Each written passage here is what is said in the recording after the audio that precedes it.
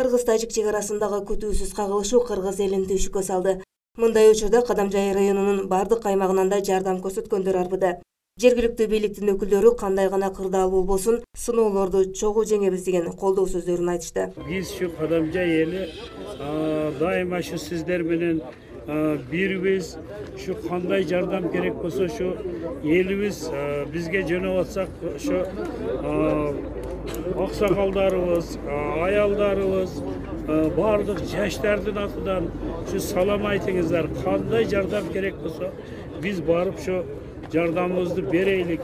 Колубуздан келгенче продуктун алып келдик, кийим кечи алып келдик, көрпө төшөк дегенде ушул азыр Ишкана шаарынын администрациясынын алдында турабыз. Тажик тараптан өрттөлгөн үйлөр, май көйүүчү жайлар, азык түлүк дүкөндөрү элдин капчыгына бир топ зыян алып келди. Учурдагы абалдан чыгуу үчүн кыргыз эли жапа-тырмак аракет кылып, калыбына келтирүү аракеттери башталды. Биздин кыргыздарыбыз кыйла жапа жеккендикке биз жардамга келдик. 2 айылдын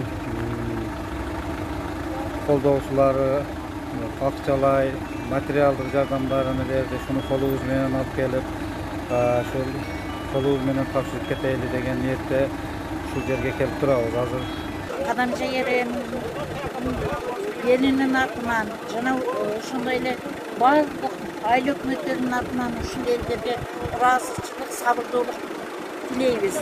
Кыйын кырдаалда үйүнөн жай берип, эми-ментип тамак-аш, дары-дармектерине жардам берип, кабар алган элге жергиликтүүлөр ыраазы. Кыргызстан элим бар экен, мына Кудайга шүкүр, комушту берип жатат. Элибизден бу жаштар агылып келип атат. Кудайга шүкүр, Кыргызстандын булуң бурчудан.